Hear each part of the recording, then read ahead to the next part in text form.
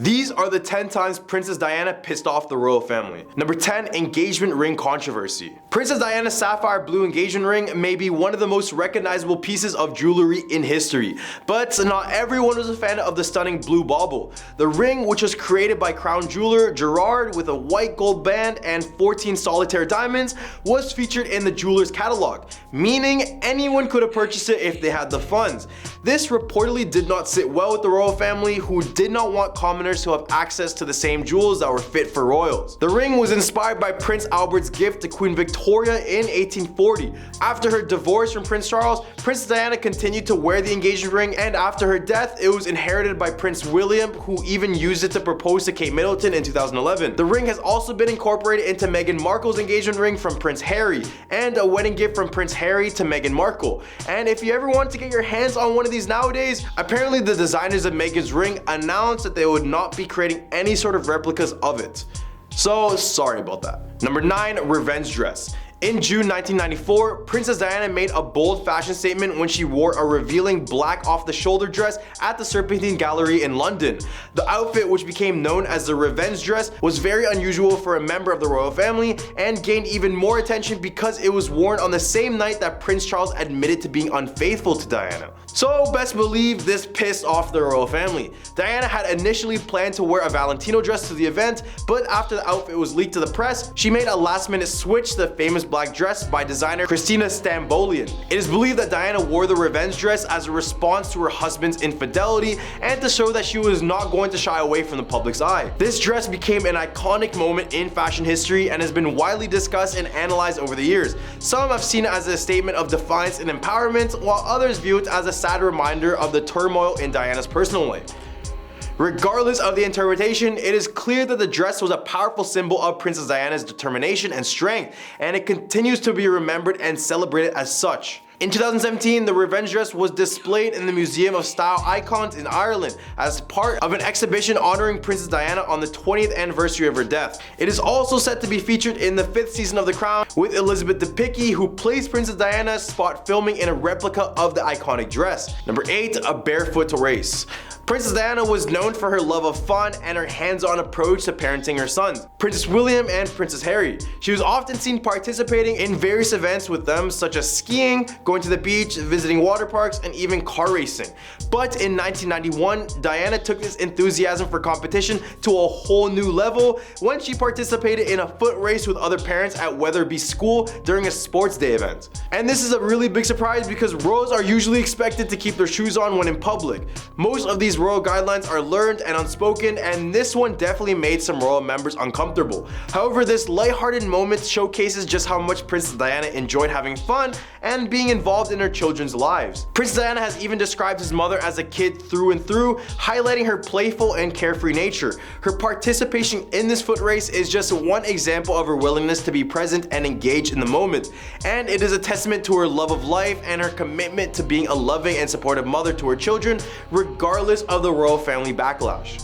Number 7, broke wedding vows. The royal family is known for its adherence to tradition with every aspect of royal life, including weddings steeped in protocol. However, Princess Diana made a splash by breaking some of these rules, starting with her own wedding. One traditional wedding vow that has been part of the Anglican Book of Common Prayer since 1662 reads, quote, "To love, cherish, and to obey till death do us part."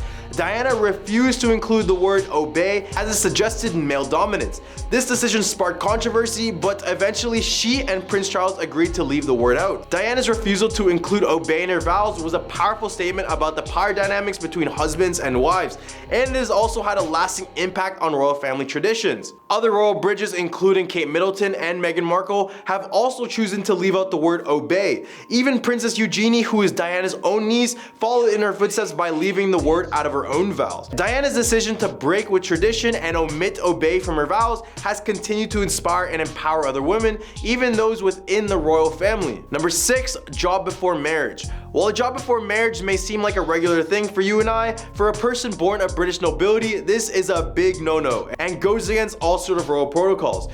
Before she became a member of the royal family, Princess Diana had a job as a part-time kindergarten teacher in London. This made her the first wife of a royal family member to have a paying job, which was somewhat unusual at the time and definitely shameful for other members of the royal family. When she and Prince Charles announced her first pregnancy in 1981, the fact that Diana had worked as a kindergarten teacher was mentioned in news reports.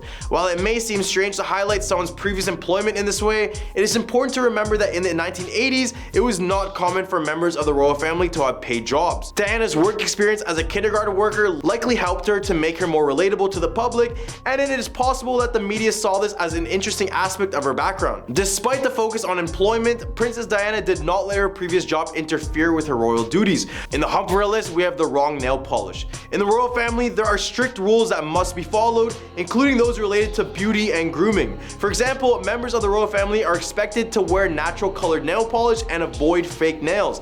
However, Princess Diana was known to break these rules and often was seen wearing bright red nail polish. This bold choice was just one way in which she added her own flair to her appearance, and she was not afraid to flout the traditional expectations placed on the royal family. In addition to her bold nail polish choices, Princess Diana was also known for her signature blue eyeliner. This makeup choice became iconic and helped to establish her as a fashion and beauty icon. While the royal family is expected to maintain a certain level of decorum, Princess Diana's willingness to break the rules and embrace her own sense of style helped her to make her more relatable and beloved by the public. Number 4, choose not to wear gloves. Gloves have long been a staple for women in the royal family, especially for royal occasions and meeting with supporters. The Queen is particularly known for the love of gloves. However, Princess Diana bucked this tradition for a heartwarming reason. According to Larry Lynn, a curator of an exhibit featuring Diana's clothing at Kensington Palace, the princess abandoned the royal protocol of wearing gloves because she wanted to have a direct contact with people. She preferred to hold and shake hands when visiting with supporters and felt that the gloves hindered this ability to connect with others. Diana also stopped wearing hats because, as she famously said, you can't cuddle a child in a hat. After her divorce, Diana made a conscious effort to simplify her appearance and focus on her work. She became known as the People's Princess for her dedication to caring for and interacting with the people who adored her. She would often visit children's hospitals and greet well-wishers. Lim commented that you can see through the course of her display that the princess really getting a sense of her own style and becoming this fantastically glamorous, self-confident, stylish woman. Princess Diana's decision to forgo gloves and hats may seem like a small detail, but it was a significant and meaningful choice that allowed her to connect with others in a genuine and authentic way. Number 3, mental health. In what was truly a groundbreaking moment, Princess Diana gave an expository interview to the BBC that was watched around the world. In a departure from the strict rules of royal protocol, which dictate that family members maintain a facade of perfection and do not speak publicly about their personal struggles, Diana courageously spoke candidly about her mental health. She revealed the toll that infidelity and postpartum depression had taken on her self-worth, saying, quote, "Maybe I was the first person ever to be in this family who had ever had depression or was ever openly tearful." She also called out that the royal family for its lack of support, saying, quote, "And obviously that was daunting, because if you've never seen it before, how do you support it?" Diana also addressed her struggle with bulimia, which she said was a symptom of problems in her marriage. She explained that she was crying out for help but giving the wrong signals, and that people saw her bulimia as a sign that she was unstable. This interview in particular was significant because it marked a major departure from the royal family's usual approach of hiding any personal problems and presenting a flawless image to the public. Diana's willingness to be vulnerable and open about her struggles helped to break down the walls of stigma surrounding mental health and sparked important conversations about the importance of seeking support when needed. Number 2, secretly escaping the palace. Life in the royal family can often be isolating and very private, as individuals are expected to conform to strict rules and regulations at all times.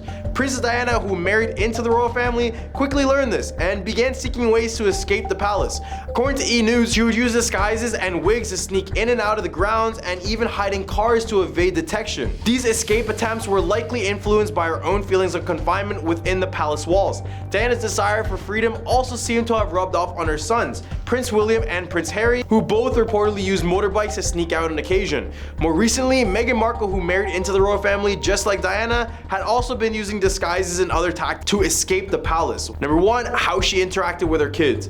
It has been reported that Queen Elizabeth has tended to interact with her children in a very poised and formal manner with an instant barrier between them. However, Princess Diana was a little bit different and decided to break this tradition. One example of this was an image from 1991 which shows Diana running towards her sons with her arms outstretched and a wide smile on her face. This image became iconic and demonstrated Diana's desire in a more open and loving way. In addition to breaking the royal protocol in the way she interacted with her children, Diana also took her sons on outings that defied traditional expectations. She took them out for burgers and let them wear jeans and engaged in activities like whitewater rafting and bike riding. Diana was determined to give her sons a life as normal as possible and to provide them with a healthy upbringing and a solid foundation. By showing her love and affection for her children in a more open, expressive way, Diana helped to break down the walls of formality and tradition that had previously been so rigidly upheld. Number 1, gossip. The Duchess of Sussex detailed the moment she realized people actually believed some of the lies pushed out by tabloid media. A member of the public told her that what she was doing to her father was not right.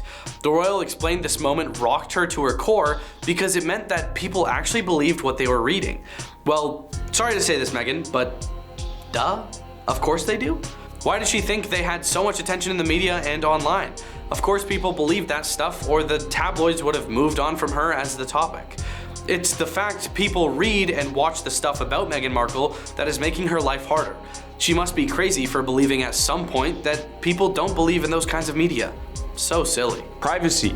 After vocalizing concerns over needing privacy as a royal, many people seem to feel as if it was unreasonable demand for Meghan, especially during all the controversies, all which included an inside look on their real life as royals, which is to be featured with never before seen pictures of the family. Afterwards, Meghan tried to reiterate her feeling of needing privacy and how it's a basic human right. I agree, Meghan, it is a basic human right. She stated how she should be able to share parts of her life in her control, not the media's control.